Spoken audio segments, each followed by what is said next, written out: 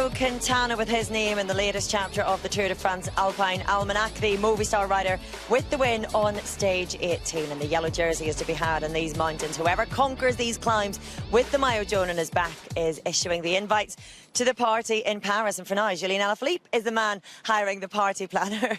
Brian Smith and Sir Bradley Wiggins are alongside me here. Brian's asking for an umbrella because the heavens are starting to open here. I was just explaining why you were looking a bit. I was explaining why you were looking a bit funny off Brian's camera. hair I always look funny.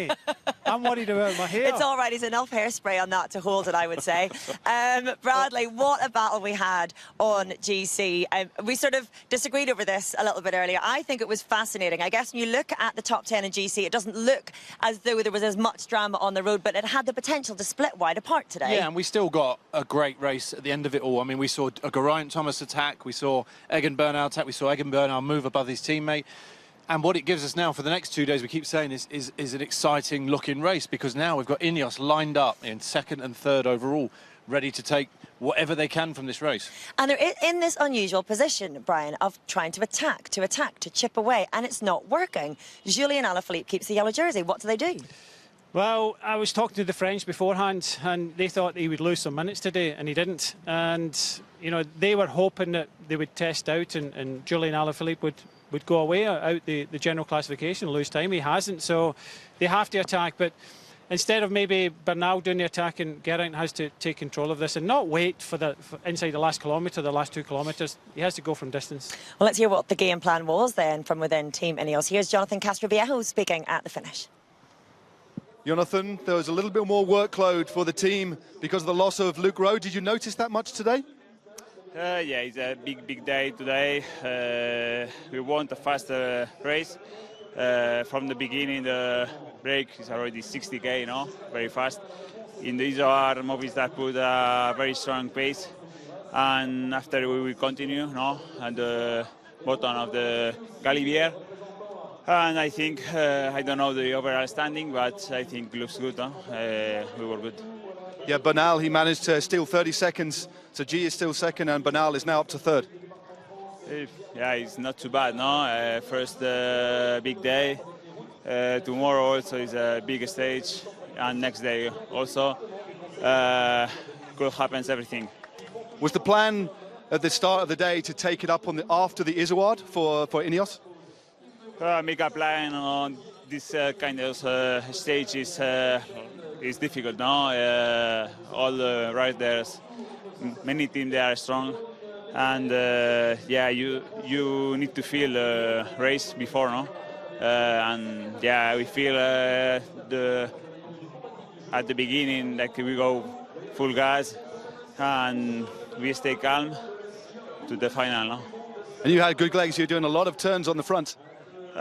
Normal, like all the tour, but we all stay all the tour in the back, no?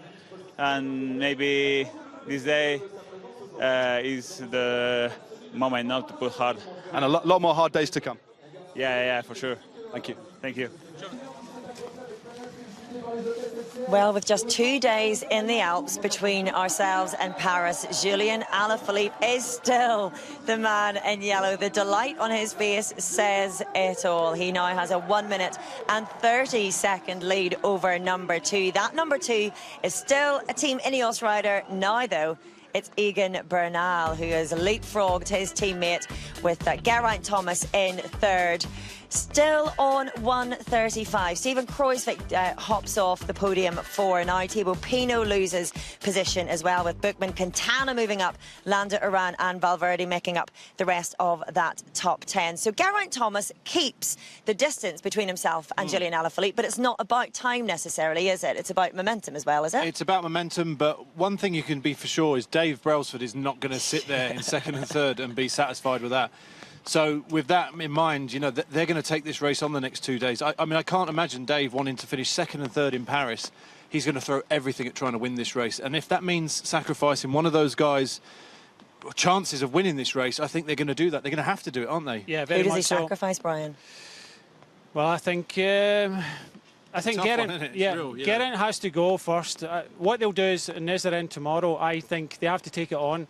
They don't have the firepower, and I was a wee bit disappointed with the other teams. Groupama didn't seem to have it, and neither did Jumbo-Visma. So they know that now, and they really have to take it on. They have to step up. Kwiatkowski, Wout Poels, Dylan van Baarle wasn't setting a hard enough tempo. Mas is back to help Alaphilippe. It's very, very difficult, and they're all getting very, very tired. But I think Geraint has to take it on himself. Let Bernal follow, and if he sees any faltering, go across to Bernal, go across to Geraint, and the two of them work together. I think we'd rather see Geraint finish 15th in this race and try something of the like that Chris Froome and big Tour winners have done in the past, and maybe lose everything than maybe sit in the wheels and finish second or third in this race. I think he already wins a lot of hearts. He's got a lot of fans, but it will be amazing to watch. We'd like to see that. What would Geraint like to see? I don't know. I mean, Geraint's a winner. Geraint wants to win this race, and he's going to try everything to do it, I'm sure. He's not going to sit there and finish second or third. Bradley's mentioned him already, Sir Dave Brailsford. He's a man who said early in this race that he looks for every opportunity to see where he can stick the knife in and then work out how to twist it. How's he going to be feeling this evening, Brian? Well, he'll be maybe a bit disappointed Alaphilippe's still there, but he's still second and third. And the good thing about it, the positives, is Bernal was moved up in the general classification. He's looking the most dangerous rider now. We talked about Pinot in the Pyrenees. Bernal seems to be getting his legs again. Quintana will be back again, but everybody's looking really, really tired, including Alaphilippe. But you cannot wait. Geraint seems to be attacking towards the top of the climbs. Remember when he lost in the Tourmalet and then he attacked in the last couple of kilometres? He's gauging his efforts. Like Brad says, he can't gauge these efforts. He needs to test sooner rather than waiting. Well, the man who gauged his efforts to perfection today was Nairo Quintana, who took this stage win, the third of his career at the biggest bike race of them all, and his first of this year's Tour de France. The 29-year-old former winner of the Giro D'Italia, former winner of the Vuelta a España, tipped for many a year as a potential winner of the Tour de France, as yet not delivered on that ultimate promise, but another win for the Colombian here in Valois today.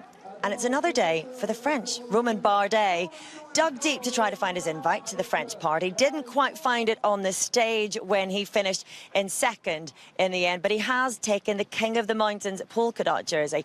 That will be some solace for him, won't it, Bradley? That's incredible, yeah. I mean, what an amazing, you know, a week ago was the best part of a week ago now. We saw him crack on the Soulor.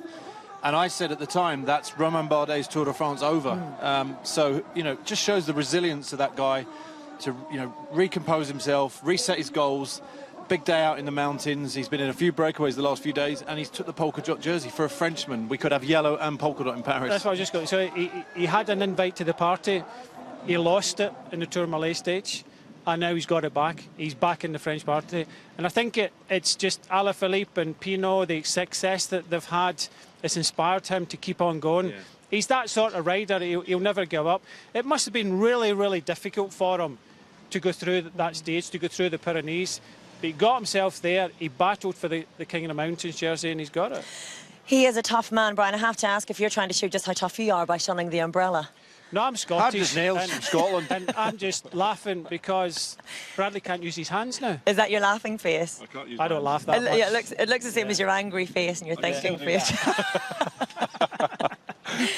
Oh dear, yeah, the intelligent analysis right here on the Breakaway. Well, we have had the starter in the Alps. It is almost time for the main course. Here's what day 2 in these mountains look like. Just 126.5 kilometres on the road from Saint-Jean-de-Maurienne. We head northeast to Thun. Those paying attention by now will know that it's the climbing distance that really matters. So 5 categorised climbs on the day, including the Or category, highest climb of this year's Tour, the Col de l'Iseran, and the Category 1 Monte de Thun. Well, if you missed any of today, you can catch highlights of the stage tonight at 8 on Eurosport 1. We will be back at the slightly later time of midday tomorrow, again on Eurosport 1. And if you're struggling to fill your time between now and then, you can catch the latest Bradley Wiggins podcast. He's been keeping busy at this year's Tour de France, bringing you bonus episodes every day from the Tour. So go to your usual podcast platform to download and listen to that now. From the Alps to the history books, Nairo Quintana has secured his fourth name in cycling legend with a win on stage 18. And Julian Alaphilippe moves a step closer to doing the same. He has survived the first of 3 days in the Alps. Every pedal stroke right now takes him closer to a coronation in Paris. Still everything to play for.